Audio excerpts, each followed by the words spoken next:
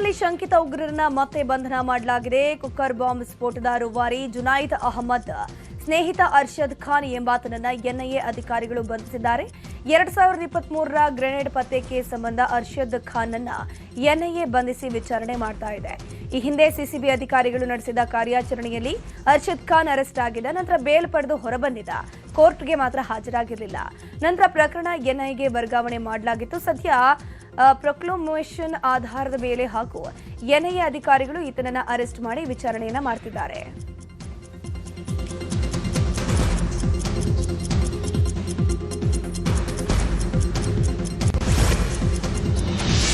ರಾಜ್ಯ ಸರ್ಕಾರದ ಮುಖ್ಯ ಕಾರ್ಯದರ್ಶಿ ಶಾಲಿನಿ ರಜನೀಶ್ ವಿರುದ್ಧ ಲಂಚ ಪಡೆದ ಆರೋಪ ಮಾಡಿದ್ದ ಸ್ನೇಹಮಯಿ ಕೃಷ್ಣರನ್ನ ಬಂಧಿಸಲಾಗಿದೆ. ಮುಡಾ ಮಾಜಿ ಆಯುಕ್ತ ಡಿಬಿ ನಟೇಶ್ ಕೊಟ್ಟ ದೂರಿನ ಅನ್ವಯ ಎಫ್ಐಆರ್ ಅನ್ನು ದಾಖಲಿಸಿ ಬೆಂಗಳೂರಿನ ಸೈಬರ್ ಕ್ರೈಂ ಪೊಲೀಸರು ಅರೆಸ್ಟ್ ಮಾಡಿದ್ದಾರೆ. ಸಾಮಾಜಿಕ ಮಾಧ್ಯಮದಲ್ಲಿ ನಟೇಶ್ ವಿರುದ್ಧ ಸ್ನೇಹಮಯಿ ಕೃಷ್ಣ ಗಂಭೀರ ಆರೋಪ ಮಾಡಿದ್ರು.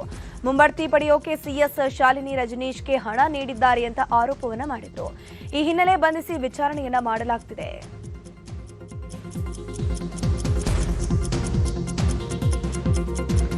ನಟೇಶ್ ದೂರಿನ ಅನ್ವಯ ಸ್ನೇಹಮಯಿ ಕೃಷ್ಣ ವಿರುದ್ಧ ಸಿಸಿಬಿ ಸೈಬರ್ ಕ್ರೈಂ ಪೊಲೀಸ್ ಠಾಣೆಯಲ್ಲಿ ಎಫ್ಐಆರ್ ದಾಖಲಾಗಿದೆ. ನಕಲಿ ದಾಖಲೆ ಸೃಷ್ಟಿ, ಮಾನಹಾನಿ, ಫೋರ್ಜರಿ ಸೆಕ್ಷನ್ಗಳಲ್ಲಿ ಎಫ್ಐಆರ್ ದಾಖಲು ಮಾಡಲಾಗಿದೆ. ಇವತ್ತು ನ್ಯಾಯಾಧೀಶರ ಮುಂದೆ ಹಾಜರುಪಡಿಸಿ ವಶಕ್ಕೆ ಪಡೆಯೋಕೆ ಸಿಸಿಬಿ ಪೊಲೀಸರು ಮುಂದಾಗಿದ್ದಾರೆ. ಸಿಸಿಬಿ ಡಿಸಿಪಿ ಖಾಸಿಂ ನೇತೃತ್ವದಲ್ಲಿ ವಿಚಾರಣೆ ನಡೆಯಲಿದೆ. ಇನ್ನು ಸ್ನೇಹಮಯಿ ಕೃಷ್ಣ ಬಂಧನ ಹಿನ್ನೆಲೆ ಅವರ ಮನೆಯಲ್ಲಿ ಸಿಸಿಬಿ ಅಧಿಕಾರಿಗಳು ತಪಾಸಣೆ ಮಾಡಿದ್ದಾರೆ. ಮೈಸೂರಲ್ಲಿರುವಂತಹ 2 ಮನೆಗೆ ಸಿಸಿಬಿ ಪೊಲೀಸರು ಭೇಟಿ ಕೊಟ್ಟು ಪರಿಶೀಲನೆ ಮಾಡಿದ್ದಾರೆ. ವಾರೆಂಟ್ ಪಡೆದು 10ಕ್ಕೂ ಹೆಚ್ಚು ಅಧಿಕಾರಿಗಳಿಂದ ಶೋಧ ಕಾರ್ಯ ನಡೆದಿದೆ. ಸ್ನೇಹಮಯಿ ಕೃಷ್ಣ ಅವರ ಪತ್ನಿಯನ್ನು ವಿಚಾರಣೆ ಮಾಡಲಾಗಿದೆ. ಸ್ನೇಹಮಯಿ ಕೃಷ್ಣ ಬಂಧನವನ್ನ ಬಿಜೆಪಿ ನಾಯಕರು ಖಂಡಿಸಿದ್ದಾರೆ. ಇದು ದುರಾಡಳಿತದ ನಿದರ್ಶನ. ಎಮರ್ಜೆನ್ಸಿ ಅಂತ ವಿಪಕ್ಷ ನಾಯಕ ಆರ್ ಅಶೋಕ್ ಕಿಡಿಕಾರಿದ್ದಾರೆ. ಸತ್ಯಕ್ಕೆ ಹೋರಾಟ ಮಾಡಿದವರನ್ನ ಅರೆಸ್ಟ್ ಮಾಡಿದ್ದಾರೆ. ಇದು ಗಾಂಧೀಜಿ ಆಶಯಕ್ಕೆ ವಿರೋಧ ಅಂತ ಅಶೋಕ್ ಹೇಳಿದರು. ಇನ್ನು ಹುಬ್ಬಳ್ಳಿಯಲ್ಲಿ ಕೇಂದ್ರ ಸಚಿವ ಪ್ರಹ್ಲಾದ್ ಜೋಶಿ ಪ್ರತಿಕ್ರಿಯೆ ಕೊಟ್ಟಿದ್ದು, ಸಿಎಂ ವಿರುದ್ಧದ ಆರೋಪಕ್ಕೆ ಸೇಡು ತೀರಿಸಿಕೊಳ್ಳುವ ಪ್ರಯತ್ನ ಇದು ಅಂತ ಕಿಡಿಕಾರಿದ್ದಾರೆ. ಸಿಸಿಬಿಯಿಂದ ಸ್ನೇಹಮಯಿ ಕೃಷ್ಣ ಬಂಧನದ ಕ್ರಮವನ್ನು ಎಂಎಲ್ಸಿ ಯತೀಂದ್ರ ಸಿದ್ದರಾಮಯ್ಯ ಸಮರ್ಥಿಸಿಕೊಂಡಿದ್ದಾರೆ. ಹಾಸನದಲ್ಲಿ ಮಾತನಾಡಿದ ಅವರು, ಆಧಾರ ರಹಿತ ಆರೋಪ ಮಾಡಿದ್ರೆ, ತೇಜೋವಧೆ ಮಾಡಿದ್ರೆ ಖಂಡಿತವಾಗಿ ಶಿಕ್ಷೆ ಕೊಡಬೇಕು, ಕ್ರಮ ಆಗಬೇಕು ಅಂತ ಹೇಳಿದರು. ಬಾಗಲಕೋಟೆಯಲ್ಲಿ ನಡೆದ ಶಿವಾಜಿ ಮೆರವಣಿಗೆ ವೇಳೆ ಕಲ್ಲು ತೂರಾಟಕ್ಕೆ ಸಂಬಂಧಪಟ್ಟಂತೆ ಈಗಾಗಲೇ 8 ಜನರನ್ನ ಬಂಧಿಸಲಾಗಿದೆ. ಇನ್ನು ಘಟನೆ ಸಂಬಂಧ ನಿನ್ನೆ ಕಿಲ್ಲಾ ಗಲ್ಲಿಯಲ್ಲಿ ಹಿಂದೂ ಕಾರ್ಯಕರ್ತರ ಸಭೆ ನಡೆಸಲಾಗಿದೆ. ಸಭೆ ಬಳಿಕ ನಗರದಲ್ಲಿನ ಅಂಗಡಿ ಮುಂಗಟ್ಟುಗಳನ್ನು ಬಂದ್ ಮಾಡೋಕೆ ಕಾರ್ಯಕರ್ತರು ಯತ್ನಿಸಿದ್ದಾರೆ. ಈ ವೇಳೆ ಪೊಲೀಸರು ತಡೆ ಹಿಡಿದಿದ್ದು ಮಾತಿನ ಚಕಮಕಿಯೇ ನಡೆದು ಹೋಯಿತು. ಬಳಿಕ ಮುಧೋಳ ನಗರದಲ್ಲಿ ಹಿಂದೂ ಕಾರ್ಯಕರ್ತರು ಪ್ರತಿಭಟನೆ ಮಾಡಿದ್ದಾರೆ. ನಗರದ ಶಿವಾಜಿ ವೃತ್ತದಲ್ಲಿ ತರಕಾರಿ ಮಾರುಕಟ್ಟೆ ಬಳಿ ಕೆಲ ಕಿಡಿಗೇಡಿಗಳು ಕಲ್ಲು ತೂರಿದ್ದು ಪೊಲೀಸರು ಲಾಠಿ ಚಾರ್ಜ್ ನಡೆಸಿದ್ರು. ಇನ್ನು ಕಲ್ಲು ತೂರಾಟ ನಡೆಸಿದ ಸ್ಥಳಕ್ಕೆ ಡಿಸಿ ಸಂಗಪ್ಪ ಭೇಟಿ ನೀಡಿ ಪರಿಶೀಲನೆ ಮಾಡಿದ್ರು. ಪೊಲೀಸ್ ಅಧಿಕಾರಿಗಳಿಂದ ಘಟನೆ ಬಗ್ಗೆ ಮಾಹಿತಿ ಪಡೆದು ಬಳಿಕ ಮಾತನಾಡಿದ ಅವರು, ಶಾಂತಿ ಕಾಪಾಡುವಂತೆ ಸಾರ್ವಜನಿಕರಿಗೆ ಮನವಿಯನ್ನು ಮಾಡಿಕೊಂಡಿದ್ದಾರೆ. ಇನ್ನು ಗಲಾಟೆ ಸಂಬಂಧ ಬಾಗಲಕೋಟೆ ಜಿಲ್ಲಾಡಳಿತದಿಂದ ಹಿಂದೂ ಮುಸ್ಲಿಂ ಮುಖಂಡರ ಶಾಂತಿ ಸಭೆ ಕರೆಯಲಾಗಿತ್ತು. ಆದರೆ ಸಭೆಗೆ ಹಿಂದೂ ಸಮಾಜದ ಮುಖಂಡರು ಮಾತ್ರ ಹಾಜರಾಗಿದ್ದರು.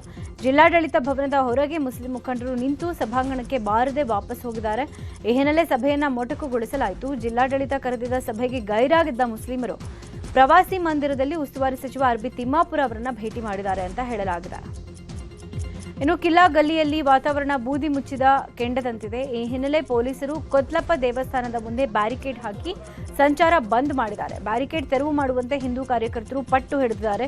ಸ್ಥಳದಲ್ಲಿ ಬಿಗಿ ಬಂದೋಬಸ್ತ್ ಮಾಡಲಾಗಿದ್ದು, ಪಂಕಾ ಮಸೀದಿ ಬಳಿಯೇ ಉತ್ತರ ವಲಯ ಐಜಿಪಿ ಚೇತನ್ ಸಿಂಗ್ ರಾಥೋಡ್ ಬೀಡು ಬಿಟ್ಟಿದ್ದಾರೆ.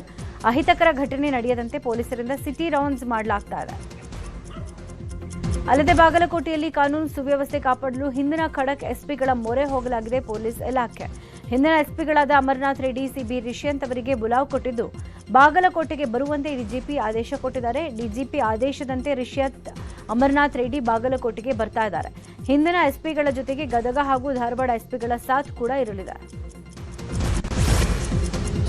ಇನ್ನು ಕಲ್ಲು ತೂರಾಟ ಪ್ರಕರಣವನ್ನು ಬಿಜೆಪಿ ನಾಯಕರು ಖಂಡಿಸಿದ್ದಾರೆ. ಕೇಂದ್ರ ಸಚಿವ ಪ್ರಹ್ಲಾದ್ ಜೋಶಿ ಮಾತನಾಡಿ, ಕಾಂಗ್ರೆಸ್ ಸರ್ಕಾರ ಬಂದಾಗಲೇ ಯಾಕೆ ಹೀಗಾಗುತ್ತೆ?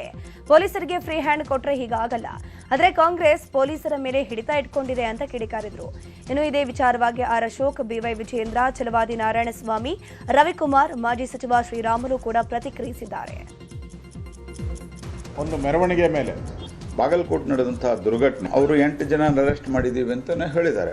ಪ್ರಶ್ನೆ ಇರೋದು ನಿಮ್ಮ ಸರ್ಕಾರ ಬಂದಾಗ ಯಾಕೆ ಹಿಂಗಾಗ್ತದಂತ ನಾನು ಅತ್ಯಂತ ಸ್ಪಷ್ಟವಾಗಿ ಹೇಳಲಿಕ್ಕೆ ಬಯಸ್ತೇನೆ. ನಮ್ಮ ಪೊಲೀಸರಿಗೆ ನೀವು ಫ್ರೀ ಹ್ಯಾಂಡ್ ಕೊಟ್ರ ಭಾರತದ್ದೇ ಅದರಲ್ಲಿಯೂ ಮತ್ತು ಕರ್ನಾಟಕದ ಪೊಲೀಸ್ ವ್ಯವಸ್ಥೆ ಬಹಳ ಪಕ್ಕ ಇದೆ.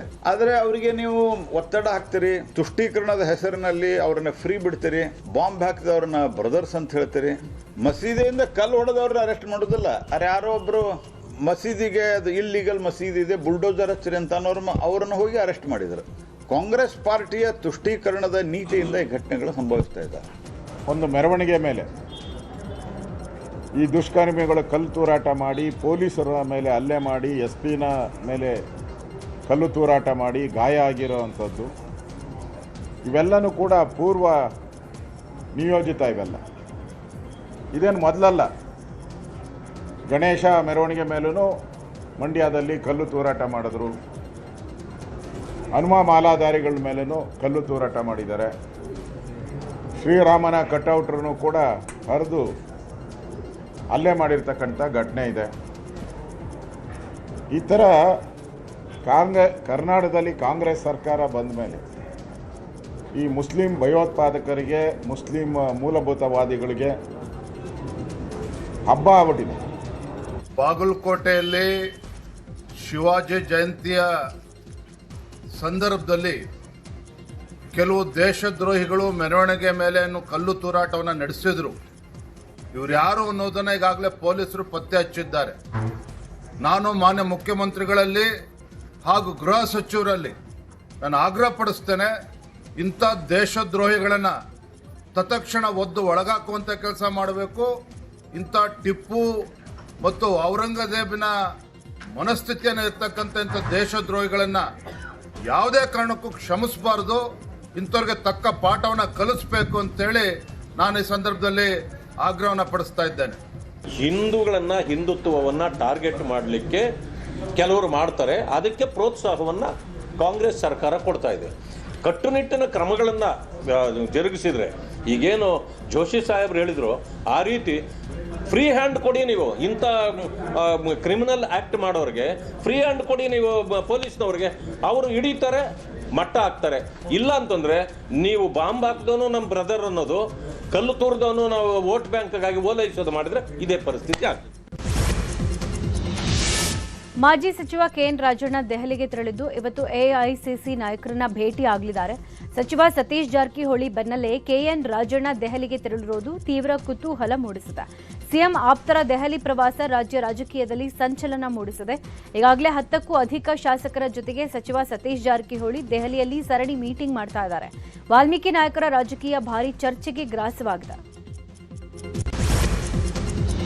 ಕಾಂಗ್ರೆಸ್ನ ಮುಖಂಡರಾಗಿದ್ದ ಚಪ್ಪಲಿ ರಾಜೀವ ಅಧಿಕಾರಿಗೆ ಧಮಕಿ ಬೆನ್ನಲ್ಲೇ ಇದೀಗ ಸಚಿವ MC ಸುಧಾಕರ್ ನಿಂದಿಸಿದ್ದು ಎನ್ನಲಾದ ಆಡಿಯೋ ವೈರಲ್ ಆಗಿದೆ. ಉನ್ನತ ಶಿಕ್ಷಣ ಸಚಿವ ಹಾಗೂ ಚಿಕ್ಕಬಳ್ಳಾಪುರ ಜಿಲ್ಲಾ ಉಸ್ತುವಾರಿ ಸಚಿವ MC ಸುಧಾಕರ್ ಮಹಿಳಾ ಅಧಿಕಾರಿಗೆ ಕೆಟ್ಟ ಪದಗಳಿಂದ ನಿಂದಿಸಿದ್ದಾರೆ ಎನ್ನಲಾದ ಆಡಿಯೋ ವೈರಲ್ ಆಗಿದೆ. ಆಮೇಲೆ ನೆಕ್ಸ್ಟ್ ಕೌನ್ಸಿಲ್ ಮೀಟಿಂಗ್ ಕರೆದಾಗ ಬರೀ ನೀವೇ ಜಾಸ್ತಿ ಇವನ್ಗೆ ಕಮಿಷನರ್ಗೆ ಎಲ್ಲರಿಗೂ ಯಾವ್ದೋ ನಮ್ಮ ಮಾತು ಕೇಳ್ತಾ ಇಲ್ಲ, ಏನು ಮಾಡ್ತಾ ಇಲ್ಲ, ಕೆಲಸಗಳು ಇವ್ಗೆ ಮಾಡಕ್ ಹೋಗ್ತಾ ಇದಾರೆ, ಬಿಟ್ಟೋಗ್ರಿ ಅಂತ ಅವ್ರ ಮೇಲೆ ಅವ್ರ ವಿರುದ್ಧವಾಗಿ ಬಿಡ್ರಿ. ಅವ್ರ ಪರವಾಗಿ ಸಪೋರ್ಟ್ ಮಾಡಕ್ ಬರ್ತಾರ ನೋಡ. ನಮ್ಮವರೇ ಪೂರ್ತಿ ವಿರುದ್ಧವಾಗಿ ಮಾತಾಡ್ರಿ. ಅಧ್ಯಕ್ಷರಿಂದ ಹಿಡಿದ್ರೆ ಇವ್ರು ಯಾರು ನಮ್ಮ ಮಾತು ಕೇಳ್ತಾ ಇಲ್ಲ, ಇವ್ರ ಬಗ್ಗೆ ಇವರು ನಮಗೆ ಗೌರವ ಕೊಡ್ತಾ ಇಲ್ಲ, ಇವರು ಏನು ಕೆಲಸ ಮಾಡ್ತಾ ಇಲ್ಲ, ಸದಸ್ಯರ ಪರಿಸ್ಥಿತಿಯನ್ನು ನಮ್ಮ ಅಧ್ಯಕ್ಷರಿಗೆ ನಮ್ಗೆ ಇದಿಲ್ಲ, ಅದರಿಂದ ನಾವು ಮತ್ತೆ ಅಂತೇಳಿ ಇವ್ರ ಬಗ್ಗೆ ದೂರು ಕೊಡ್ತಾ ಇರ್ಬೇಕು ಅಷ್ಟೇ. DMAಗೆ ಇವ್ರಿಗೆ ಹೋಗಿ ದೂರು ಕೊಡ್ತಾ ಇರ್ಬೇಕು. ಉತ್ತರ ಕರ್ನಾಟಕದ ಪ್ರತಿಷ್ಠಿತ KLE ಸಂಸ್ಥೆಗೆ ಕಾರ್ಯಾಧ್ಯಕ್ಷರಾಗಿ ಅಮಿತ್ ಕೋರೆ ಆಯ್ಕೆ ಆಗಿದ್ದಾರೆ. ಸಂಸ್ಥೆಗೆ 40 ವರ್ಷಗಳ ಕಾಲ ಪ್ರಭಾಕರ್ ಕೋರೆ ಕಾರ್ಯಾಧ್ಯಕ್ಷರಾಗಿ ಕೆಲಸ ಮಾಡಿದ್ರು. ಜನವರಿಯಲ್ಲಿ ನಡೆದ ನಿರ್ದೇಶಕ ಸ್ಥಾನದ ಚುನಾವಣೆ ವೇಳೆ ಕೋರೆ ಸ್ಪರ್ಧೆ ಮಾಡಿರಲಿಲ್ಲ. ಕೋರೆ ಪುತ್ರ ಅಮಿತ್ ಕೋರೆ ಪುತ್ರಿ ಪ್ರೀತಿ ದೊಡ್ಡವಾಡಗೆ ಅವಕಾಶ ಕಲ್ಪಿಸಿದ್ರು. ಇಬ್ಬರ ಪೈಕಿ ಈಗ ಅಮಿತ್ ಕೋರೆಗೆ ಕಾರ್ಯಾಧ್ಯಕ್ಷ ಸ್ಥಾನ ನೀಡಲಾಗಿದೆ. KLE ಸಂಸ್ಥೆಯಲ್ಲಿ ಅಧ್ಯಕ್ಷ ಸ್ಥಾನಕ್ಕಿಂತಲೂ ಕಾರ್ಯಾಧ್ಯಕ್ಷ ಸ್ಥಾನವೇ ಪವರ್ಫುಲ್ ಆಗಿದೆ. ಕೋಲಾರ ಶಾಸಕ ಕೊತ್ತೂರು ಮಂಜುನಾಥ್ ಮಾತು ಸಾಕಷ್ಟು ಚರ್ಚೆಗೆ ಕಾರಣ ಆಗಿದೆ. ಹೆಲಿಕಾಪ್ಟರ್ ಜೋಡಣಾ ಘಟಕದ ಕರೆಂಟ್ ಕನೆಕ್ಷನ್ ಕಟ್ ಮಾಡಿ ಇಲ್ಲದೆ ಕರೆಂಟ್ ಪೂರೈಸೋ ಕಂಬಕ್ಕೆ ಟ್ರ್ಯಾಕ್ಟರ್ ಡಿಕ್ಕಿ ಹೊರಿಸಿ ಕಂಬ ಬೀಳ್ಸಿ ಅಂತ ಹೇಳಿದ್ದಾರೆ ಕೊತ್ತೂರು ಮಂಜುನಾಥ್. ಹೆಲಿಕಾಪ್ಟರ್ ಜೋಡಣಾ ಘಟಕದ ಉದ್ಘಾಟನೆಗೆ ಸ್ಥಳೀಯ ಜನಪ್ರತಿನಿಧಿಗಳನ್ನು ಆಹ್ವಾನಿಸದೆ ನಿರ್ಲಕ್ಷ್ಯ ಮಾಡಿದ್ದಾರೆ ಅನ್ನೋ ಕಾರಣಕ್ಕೆ ಕೋಲಾರ ಕಾಂಗ್ರೆಸ್ ಶಾಸಕ ಕೊತ್ತೂರು ಮಂಜುನಾಥ್ ಈ ರೀತಿ ಆಕ್ರೋಶವನ್ನು ವ್ಯಕ್ತಪಡಿಸಿದ್ದಾರೆ. ಕೋಲಾರದ ವೇಮಗಲ್ ಕೈಗಾರಿಕಾ ಪ್ರದೇಶದಲ್ಲಿ ಆರಂಭವಾಗಿರುವ ಹೆಲಿಕಾಪ್ಟರ್ ಜೋಡಣಾ ಘಟಕವನ್ನು ಫೆಬ್ರವರಿ 17ರಂದು ಪ್ರಧಾನಿ ನರೇಂದ್ರ ಮೋದಿ ವರ್ಚುವಲ್ ಮೂಲಕ ಉದ್ಘಾಟನೆ ಮಾಡಿತು. ಬಿಜೆಪಿ ರಾಜ್ಯಾಧ್ಯಕ್ಷ ಬಿವೈ ವಿಜಯೇಂದ್ರ ಇವತ್ತು ದಾವಣಗೆರೆ ಜಿಲ್ಲಾ ಪ್ರವಾಸ ಕೈಗೊಳ್ಳಲಿದ್ದಾರೆ. ದಾವಣಗೆರೆ ಜಿಲ್ಲೆಯ ಹೊನ್ನಾಳಿ ತಾಲೂಕಿನಲ್ಲಿ ಬಿಬಿಜಿ ರಾಮ್ಜಿ ಯೋಜನೆಯ ಬೃಹತ್ ಜನಜಾಗೃತಿ ಸಮಾರಂಭದಲ್ಲಿ ಭಾಗಿಯಾಗಲಿದ್ದಾರೆ. ಘಂಟಾಪುರ ಗ್ರಾಮದಿಂದ ತರಗನಹಳ್ಳಿ ಗ್ರಾಮದವರೆಗೆ ಪಾದಯಾತ್ರೆಯಲ್ಲಿ ಭಾಗವಹಿಸಲಿದ್ದಾರೆ. ಈ ಹಿನ್ನೆಲೆ ಸಮಾರಂಭ ನಡೆಯುವ ಸ್ಥಳಕ್ಕೆ ಮಾಜಿ ಸಚಿವ ಎಂಪಿ ರೇಣುಕಾಚಾರ್ಯ ಭೇಟಿ ನೀಡಿ ಪರಿಶೀಲನೆ ಮಾಡಿದ್ದಾರೆ. ರಾಜ್ಯದ ಬಜೆಟ್ನಲ್ಲಿ ಲೈಂಗಿಕ ಅಲ್ಪಸಂಖ್ಯಾತರಿಗೆ ಕನಿಷ್ಠ 300 ಕೋಟಿ ರೂಪಾಯಿ ಅನುದಾನ ನೀಡಬೇಕು ಅಂತ ಲೈಂಗಿಕ ಅಲ್ಪಸಂಖ್ಯಾತ ಸಂಘ ಆಗ್ರಹಿಸಿದೆ. ಈ ಬಗ್ಗೆ ಸುದ್ದಿಗೋಷ್ಠಿ ನಡೆಸಿ ಮಾತನಾಡಿದ ಲೈಂಗಿಕ ಅಲ್ಪಸಂಖ್ಯಾತ ಸಂಘದ ರಮ್ಯಾ, ಲೈಂಗಿಕ ಅಲ್ಪಸಂಖ್ಯಾತರಿಗೆ ಪ್ರತ್ಯೇಕ ಅಭಿವೃದ್ಧಿ ನಿಗಮ ಸ್ಥಾಪಿಸಬೇಕು, ನೇಮಕಾತಿಯಲ್ಲಿ ಹೆಣ್ಣು ಅಂತ ಪರಿಗಣಿಸಬೇಕು. ಕಳೆದ ವರ್ಷ ಘೋಷಣೆ ಮಾಡಿದ ಅನುದಾನ ಬಳಕೆ ಮಾಡಿಲ್ಲ. ರಾಜ್ಯ ಸರ್ಕಾರ ಲೈಂಗಿಕ ಅಲ್ಪಸಂಖ್ಯಾತರಿಗೆ ಬದುಕುವ ಹಕ್ಕನ್ನ ನೀಡಬೇಕು ಅಂತ ಹೇಳಿದ್ದಾರೆ. ಜಿಬಿಎ ವ್ಯಾಪ್ತಿಯಲ್ಲಿ ತೆರಿಗೆ ಪಾವತಿಸದ ಆಸ್ತಿಗಳ ಹರಾಜು ಮಾಡಲಾಗುತ್ತೆ. ಆಸ್ತಿ ತೆರಿಗೆ ಬಾಕಿ ಉಳಿಸಿಕೊಂಡಿರುವ ಸ್ವತ್ತುಗಳ ಮೊದಲ ಹಂತದ ಹರಾಜು ಪ್ರಕ್ರಿಯೆ ನಡೆಯಲಿದೆ. 2 ನಗರಗಳ ಪಾಲಿಕೆಗಳ ವ್ಯಾಪ್ತಿಯಲ್ಲಿ ಹರಾಜಿಗೆ ಜಿಬಿಎ ಅಧಿಕಾರಿಗಳು ಮುಂದಾಗಿದ್ದಾರೆ. ಆಸ್ತಿ ತೆರಿಗೆ ಪಾವತಿಸದ ಸ್ವತ್ತುಗಳನ್ನು ಹರಾಜಿಗಿಡೋಕೆ ಮುಂದಾಗಿದ್ದಾರೆ. ಇವತ್ತು 2 ನಗರ ಪಾಲಿಕೆಗಳಲ್ಲಿ ಒಟ್ಟು 147 ಆಸ್ತಿಗಳ ಹರಾಜಿಗೆ ಮುಂದಾಗಿದೆ ಪ್ರಾಧಿಕಾರ. ಹರಾಜು ಮೂಲಕ 3.65 ಕೋಟಿ ಬಾಕಿ ತೆರಿಗೆ ವಸೂಲಾತಿಗೆ ಇಳಿದಿದೆ ನಗರ ಪಾಲಿಕೆ. ಮೊದಲ ಹಂತದಲ್ಲಿ ಬೆಂಗಳೂರು ಉತ್ತರ ಹಾಗೂ ಕೇಂದ್ರ ನಗರ ಪಾಲಿಕೆ ವ್ಯಾಪ್ತಿಯಲ್ಲಿ ಹರಾಜು ಪ್ರಕ್ರಿಯೆ ಆರಂಭ ಆಗಿದ್ದು, ತೆರಿಗೆ ಬಾಕಿ ಇರುವ ವಸತಿಯೇತರ ಹಾಗೂ ವಾಣಿಜ್ಯ ಕಟ್ಟಡಗಳ ಹರಾಜು ನಡೆಸಲಾಗುತ್ತೆ. ಧಾರವಾಡ ಜಿಲ್ಲೆಯ ಕಲಘಟಕಿ ಪಟ್ಟಣದಲ್ಲಿ ಸರ್ಕಾರದ ಪಂಚ ಗ್ಯಾರಂಟಿ ಯೋಜನೆಗಳ ಪ್ರಚಾರದ ಎಲ್ಇಡಿ ವಾಹನಕ್ಕೆ ಜಿಲ್ಲಾ ಉಸ್ತುವಾರಿ ಸಚಿವ ಸಂತೋಷ್ ಲಾಡ್ ಚಾಲನೆ ನೀಡಿದರು. ಕಲಘಟಕಿಯಿಂದ ಆರಂಭಗೊಂಡ ಜಾಥಾ ಧಾರವಾಡ ಜಿಲ್ಲೆಯ ವಿವಿಧ ಕಡೆ ಸಂಚರಿಸಿ ಪಂಚ ಗ್ಯಾರಂಟಿಗಳ ಕುರಿತು ಜಾಗೃತಿ ಮೂಡಿಸಲಿದೆ. ಈ ವೇಳೆ ಧಾರವಾಡ ಜಿಲ್ಲಾ ಗ್ಯಾರಂಟಿ ಯೋಜನೆಗಳ ಅಧ್ಯಕ್ಷ ಶಾನಪ್ಪಗೌಡ ಪಾಟೀಲ ಮತ್ತಿತರರು ಉಪಸ್ಥಿತರಿದ್ದರು.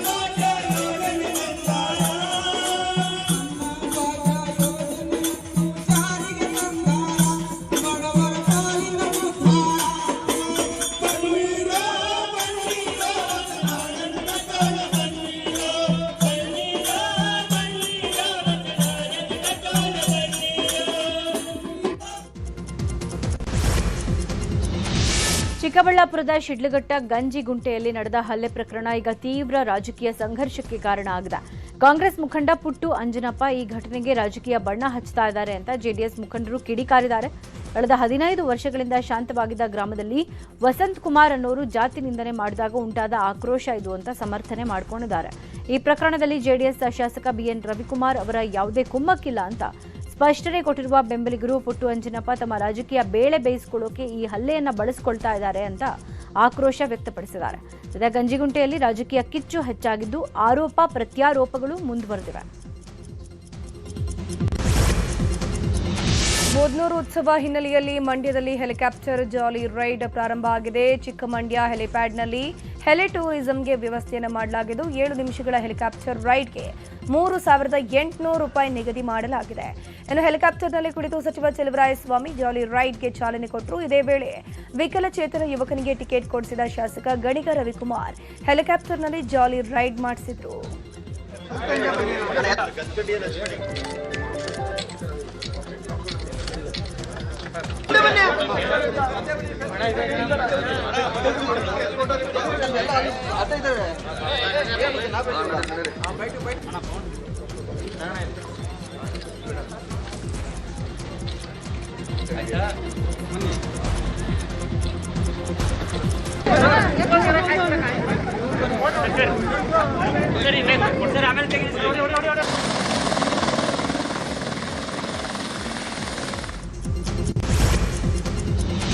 ಸಿಟಿ ಎಂಆರ್ಐ ಸ್ಕ್ಯಾನಿಂಗ್ ಯಂತ್ರ ಖರೀದಿಸೋಕೆ ಸರ್ಕಾರ ಮುಂದಾಗಿದೆ. 7 ಎಂಆರ್ಐ ಹಾಗೂ 3 ಸಿಟಿ ಸ್ಕ್ಯಾನಿಂಗ್ ಮಷೀನ್ ಖರೀದಿಗೆ ಆರೋಗ್ಯ ಇಲಾಖೆ ಸಜ್ಜಾಗಿದೆ. ಸರ್ಕಾರಿ ಜಿಲ್ಲಾ ಆಸ್ಪತ್ರೆಗಳಿಗಾಗಿ ಸಿಟಿ ಮತ್ತು ಎಂಆರ್ಐ ಸ್ಕ್ಯಾನಿಂಗ್ ಮಷೀನ್ ಖರೀದಿಗೆ ಆರೋಗ್ಯ ಇಲಾಖೆ ಈಗಾಗಲೇ ಟೆಂಡರ್ ಕರೆದಿದ್ದು, ಈ ಬಗ್ಗೆ ಸಚಿವ ದಿನೇಶ್ ಗುಂಡೂರಾವ್ ಮಾಹಿತಿ ಕೊಟ್ಟಿದ್ದಾರೆ. ರಾಜ್ಯದ ಸರ್ಕಾರಿ ಆಸ್ಪತ್ರೆಗಳಲ್ಲಿ ಸಿಟಿ ಎಂಆರ್ಐ ಸ್ಕ್ಯಾನಿಂಗ್ ಬಂದ್ ಆಗಿತ್ತು. ಈ ಬಗ್ಗೆ ನ್ಯೂಸ್ 18 ನಿರಂತರ ವರದಿ ಪ್ರಸಾರ ಮಾಡ್ತಾ ಇದೆ. ಇದೀಗ ಎಚ್ಚೆತ್ತ ಸರ್ಕಾರ ಸ್ಕ್ಯಾನಿಂಗ್ ಮಷೀನ್ಗಳ ಖರೀದಿಗೆ ಮುಂದಾಗಿದೆ. ಸರ್ಕಾರಿ ಕಾರ್ಯಕ್ರಮಗಳ ಆಯೋಜನೆಯಲ್ಲಿ ಭಾರೀ ಗೋಲ್ಮಾಲ್ ಹಿನ್ನೆಲೆಯಲ್ಲಿ ಕನ್ನಡ ಸಂಸ್ಕೃತಿ ಇಲಾಖೆ ನಿರ್ದೇಶಕಿ ಕೆಎಂ ಗಾಯತ್ರಿ ಅವರನ್ನು ವರ್ಗಾವಣೆ ಮಾಡಲಾಗಿದೆ. ಈ ಬಗ್ಗೆ ದಾಖಲೆ ಸಮೇತ ನ್ಯೂಸ್ 18 ವರದಿಯನ್ನು ಬಿತ್ತರಿಸಿತು. ವರದಿ ಬಳಿಕ ಎಚ್ಚೆತ್ತ ರಾಜ್ಯ ಸರ್ಕಾರ ಕನ್ನಡ ಸಂಸ್ಕೃತಿ ಇಲಾಖೆ ನಿರ್ದೇಶಕಿ ಕೆಎಂ ಗಾಯತ್ರಿ ಅವರನ್ನು ಕೆಎಸ್ಆರ್ಟಿಸಿಗೆ ವರ್ಗಾವಣೆ ಮಾಡಿದೆ. ಬೂಕರ್ ಪ್ರಶಸ್ತಿ ವಿಜೇತೆ ಬಾನು ಮುಷ್ತಾಕ್ ಅಭಿನಂದನಾ ಸಮಾರಂಭ ಸೇರಿದಂತೆ ಹಲವು ಕಾರ್ಯಕ್ರಮಗಳಲ್ಲಿ ಸುಳ್ಳು ಲೆಕ್ಕ ತೋರಿಸಿ ಲಕ್ಷಾಂತರ ರೂಪಾಯಿ ಕೊಳ್ಳೆ ಹೊಡೆದ ಆರೋಪ ಕೇಳಿಬಂದಿತ್ತು. ವಿವಿಧ ಬೇಡಿಕೆ ಈಡೇರಿಕೆ ಸಲುವಾಗಿ ಮಾರ್ಚ್ನಲ್ಲಿ ಧರಣಿ ನಡೆಸೋಕೆ ಜಂಟಿ ಕ್ರಿಯಾ ಸಮಿತಿ ಪ್ಲಾನ್ ಮಾಡಿಕೊಂಡಿದೆ. ಆದರೆ ಧರಣಿ ಪರಿಣಾಮಕಾರಿಯಾಗಿ ಆಗೋದು ಬಹುತೇಕ ಡೌಟ್ ಅಂತ ಹೇಳಲಾಗಿದೆ. ಮಾರ್ಚ್ನಲ್ಲಿ ಎಸ್ಎಸ್ಎಲ್ಸಿ ಹಾಗೂ ಪಿಯುಸಿ ಮುಖ್ಯ ಪರೀಕ್ಷೆಗಳು ನಡೆಯಲಿವೆ. ಫೆಬ್ರವರಿ 28ರಿಂದ ಮಾರ್ಚ್ 17ರ ತನಕ ದ್ವಿತೀಯ ಪಿಯುಸಿ ಪರೀಕ್ಷೆ ನಡೆಯುತ್ತೆ. ಮಾರ್ಚ್ 18ರಿಂದ ಏಪ್ರಿಲ್ 2ರ ತನಕ ಎಸ್ಎಸ್ಎಲ್ಸಿ ಪರೀಕ್ಷೆ ನಡೆಯುತ್ತೆ. ಇಂಥ ಸಮಯದಲ್ಲಿ ಮುಷ್ಕರ ಮಾಡಿದ್ರೆ ನೌಕರರಿಗೆ ನೆಗೆಟಿವ್ ಆಗೋ ಸಾಧ್ಯತೆ ಹೆಚ್ಚಾಗಿರುತ್ತೆ. ಈ ಹಿನ್ನೆಲೆ ಧರಣಿ ಪರಿಣಾಮಕಾರಿಯಾಗಿ ಆಗೋದು ಡೌಟ್ ಅಂತ ಹೇಳಲಾಗ್ತಾ ಇದೆ.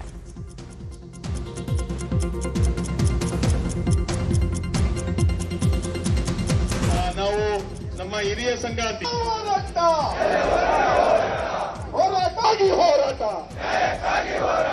ಯಾತಕ್ಕಾಗಿ ಒಪ್ಪಂದವಾಗದಿದ್ದರೆ ಎಲ್ಲಿಯವರೆಗೆ ಹೋರಾಟ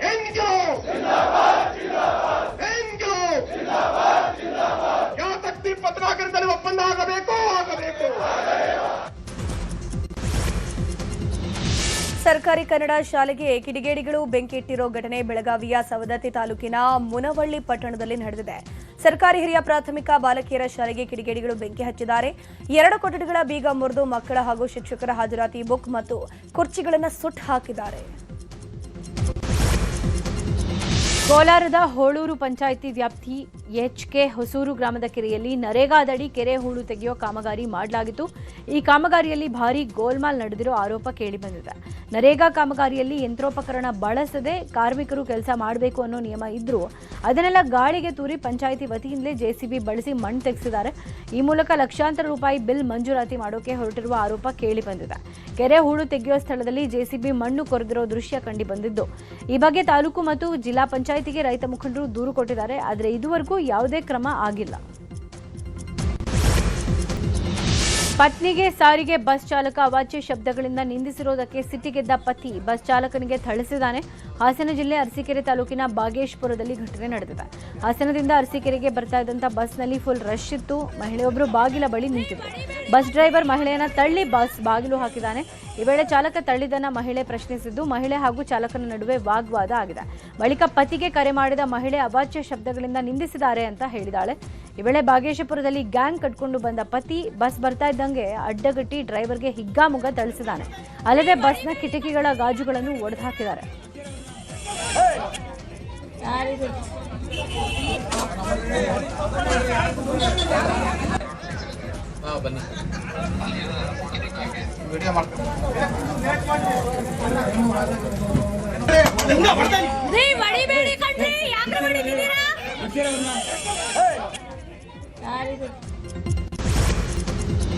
ಬೆಂಗಳೂರಿನ ಹೆಬ್ಬಾಳ ವ್ಯಾಪ್ತಿಯ ಹಲವೆಡೆ ಇವತ್ತು ವಿದ್ಯುತ್ ವ್ಯತ್ಯಯ ಉಂಟಾಗಲಿದೆ. ಯಲಹಂಕ ಸಬ್ಸ್ಟೇಷನ್ ಕೆಪಿಟಿಸಿಎಲ್ ವತಿಯಿಂದ ಟ್ರಾನ್ಸ್ಫಾರ್ಮರ್ 2 ಬೇಗಳಲ್ಲಿ 66 ಕೆವಿ ಐಸೋಲೇಟರ್ನ ಕೆಲಸವನ್ನು ಕೈಗೊಳ್ಳೋ ಕಾರಣ ಹೆಬ್ಬಾಳ ವಿಭಾಗದಲ್ಲಿ ವಿದ್ಯುತ್ ವ್ಯತ್ಯಯ ಆಗಲಿದೆ. ಬೆಳಗ್ಗೆ 10ರಿಂದ ಸಂಜೆ 6ರ ತನಕ ವಿದ್ಯುತ್ ವ್ಯತ್ಯಯ ಉಂಟಾಗುತ್ತೆ ಅಂತ ಪ್ರಕಟಣೆ ಹೊರಡಿಸಲಾಗಿದೆ. ಕೆಎಂಎಫ್, ವೈಎನ್ಕೆ, ನ್ಯೂಟನ್ ಸೇರಿದಂತೆ ಸುತ್ತಮುತ್ತಲಿನ ಪ್ರದೇಶದಲ್ಲೂ ವಿದ್ಯುತ್ ವ್ಯತ್ಯಯ ಇರಲಿದೆ. ಚಿಕ್ಕಮಗಳೂರಿನ ಚಾರ್ಮಡಿ ಘಾಟ್ನ ಗುಡ್ಡದಲ್ಲಿ ಮತ್ತೆ ಕಾಡ್ಗಿಚ್ಚು ಕಾಣಿಸಿಕೊಂಡಿದೆ. ಇನ್ನು ಮಲಯ ಮಾರುತದಿಂದ ಅಣ್ಣಪ್ಪ ಸ್ವಾಮಿ ದೇವಸ್ಥಾನದವರೆಗಿನ ಗುಡ್ಡ ಪ್ರದೇಶದಲ್ಲಿ ಬೆಂಕಿ ಕಾಣಿಸಿಕೊಂಡಿದ್ದು ಗಾಳಿಯ ರಭಸಕ್ಕೆ ಕಾಡ್ಗಿಚ್ಚು ಹೆಚ್ಚಾಗಿದೆ. ಸ್ಥಳಕ್ಕೆ ಅರಣ್ಯ ಇಲಾಖೆ, ಅಗ್ನಿಶಾಮಕ ದಳದ ಸಿಬ್ಬಂದಿ ದೌಡಾಯಿಸಿ ಬೆಂಕಿ ನಂದಿಸೋಕೆ ಹರಸಾಹಸ ಪಟ್ಟಿದ್ದಾರೆ. ಶಿವಮೊಗ್ಗ ಜಿಲ್ಲೆಯ ಸೊರಬ ತಾಲೂಕಿನ ಪುರಾಣ ಪ್ರಸಿದ್ಧ ಚಂದ್ರಗುತ್ತಿ ಶ್ರೀ ರೇಣುಕಾಂಬ ದೇವಿಯ ಜಾತ್ರಾ ಮಹೋತ್ಸವ ನಾಳೆಯಿಂದ ಫೆಬ್ರವರಿ 27ರವರೆಗೆ ನಡೆಯಲಿದೆ. ಈ ಹಿನ್ನೆಲೆ ಸಾಂಪ್ರದಾಯಿಕ ಪದ್ಧತಿಯಂತೆ ಗ್ರಾಮದ ಶ್ರೀ ಬನಶಂಕರಿ ದೇಗುಲಕ್ಕೆ ರೇಣುಕಾಂಬ ದೇವಿಯ ಪಲ್ಲಕ್ಕಿ ಉತ್ಸವ ಮೆರವಣಿಗೆ ಮೂಲಕ ತೆರಳಿ ಜಾತ್ರೆಗೆ ಆಹ್ವಾನಿಸುವ ಕರೆ ನೆರವೇರಿಸಲಾಗಿದ್ದು, ಜಾತ್ರೆಗೆ ಅದ್ಧೂರಿ ಚಾಲನೆ ಸಿಕ್ಕಂತಾಗಿದೆ. ನಾಳೆ ಕಂಕಣ ಬಂಧನ, ಧ್ವಜಾರೋಹಣ, ಭೇರಿ ರಾಡನೆ ನಡೆಯಲಿದ್ದು ಫೆಬ್ರವರಿ 25ರಂದು ಮಹಾರಥೋತ್ಸವ ನಡೆಯಲಿದೆ.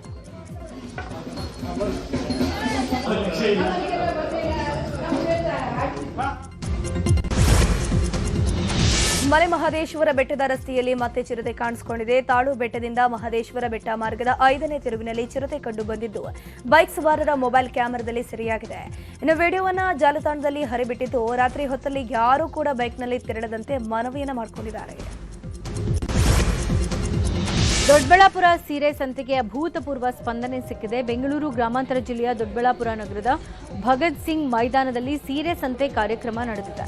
ಶಾಸಕ ಧೀರಜ್ ಮುನ್ರಾಜ್ ಕಾರ್ಯಕ್ರಮವನ್ನು ಉದ್ಘಾಟಿಸಿದ್ದು, ಕಾರ್ಯಕ್ರಮದಲ್ಲಿ ಯಲಹಂಕ ಶಾಸಕ ಎಸ್ಆರ್ ವಿಶ್ವನಾಥ್, ಖ್ಯಾತ ಸಂಗೀತ ನಿರ್ದೇಶಕ ನಾಗೇಂದ್ರ ಕೂಡ ಭಾಗಿಯಾಗಿದ್ದರು.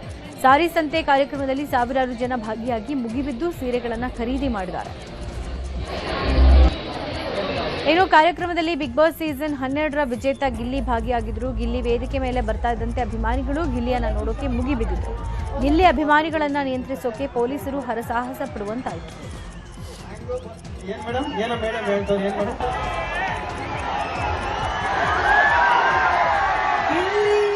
ವಿಶೇಷವಾಗಿ ಒಂದು ನಿಮಿಷ ದೊಡ್ಡಬಳ್ಳಾಪುರದಲ್ಲಿ ಜನರನ್ನೆಲ್ಲ ನೋಡಿದ ನೀವು ಏನಾರು ಕರೆದು ನಾನು ಏನಾರು ಬಂದಿಲ್ಲ ಅಂದ್ರೆ ಬರೋಕ್ಕಾಗಿಲ್ಲ ಅಂದಿದ್ರೆ ಇಲ್ಲಿಗೆ ಬರೋಕೆ ನೀವು ಒಂದು ಮುಖ್ಯ ಕಾರಣ ಆದ್ರಿ. ಥ್ಯಾಂಕ್ಸ್ ಅಣ್ಣ. ಇಷ್ಟು ದೊಡ್ಡದಾಗಿ ನಾನು ಸೀರೆ ಸಂತೆ ಏನೋ ಸಂತೆ ಹೆಂಗಿರ್ತದೆ ಸುಮಾರಾಗಿ ಸಿಂಪಲ್ ಆಗಿರ್ತದೆ ಅನ್ಕೊಂಡಿದೆ. ಇಲ್ಲಿಗೆ ಬಂದ್ಮೇಲೆ ಗೊತ್ತಾದದ್ದು ಸೀರೆ ನೇಕಾರರಿಗೆ ಅವ್ರಿಗೆ ಹೆಲ್ಪ್ ಆಗಲಿ, ಸಹಾಯ ಆಗಲಿ.